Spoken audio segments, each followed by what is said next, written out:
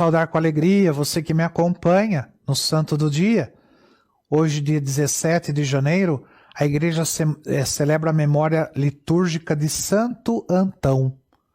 Antônio do Deserto nasceu na cidade de Conan, no coração do Antigo Egito, em 251, e batizado com o nome de Antão.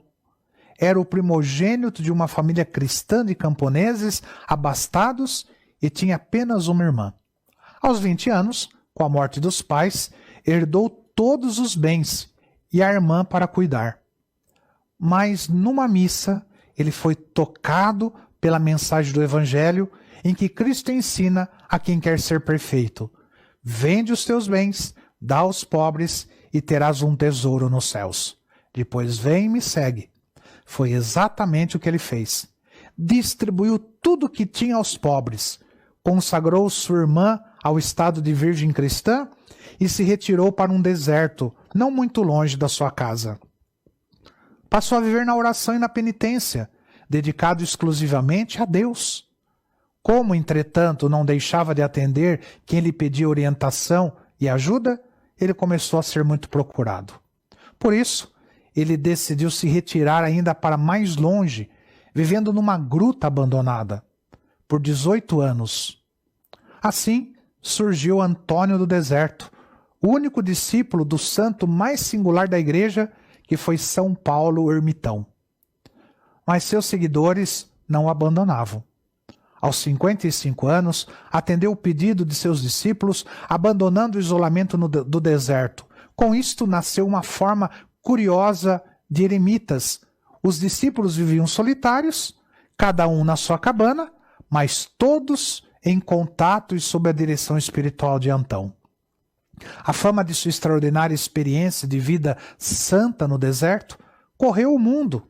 Passou a ser modelo do monge recluso e chamado até hoje de o pai dos monges cristãos.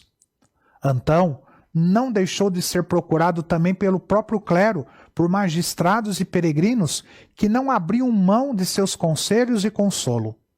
Até o imperador Constantino e seus filhos estiveram com ele. Mas o corajoso Antão esteve em Alexandria 2 vezes, em 311 e 335.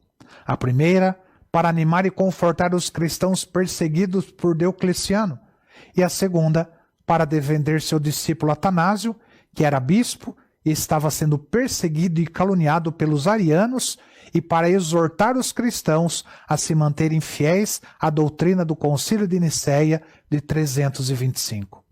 Ele também profetizou sua morte, depois de uma última visão de Deus com seus santos, que ocorreu aos 105 anos, em 17 de janeiro de 356, na cidade de Kozum, no Egito.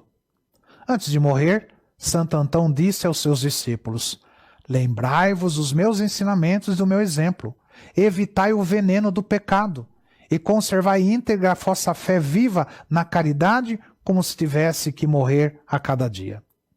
Antônio do Deserto, ou Antão do Egito, foi colocado no livro dos santos para ser cultuado no dia de sua morte.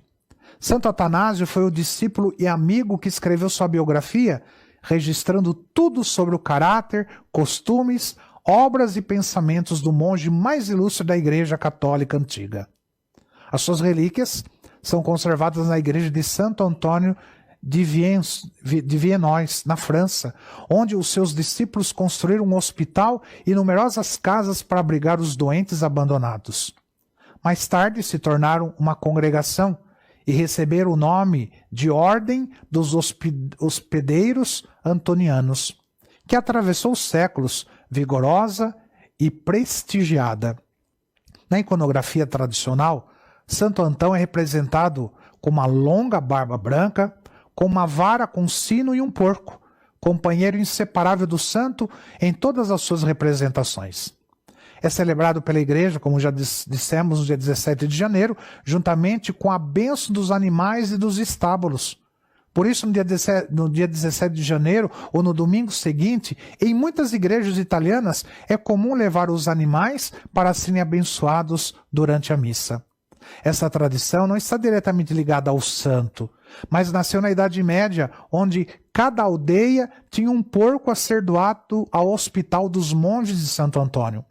Os porcos de propriedade dos antoninos tornaram-se sagrados ao longo do tempo, por quê? Porque serviam como alimento para os doentes.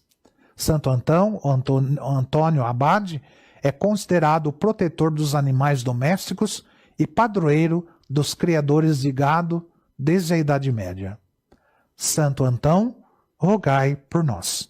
Que o Senhor te abençoe em nome do Pai, do Filho e do Espírito Santo. Amém.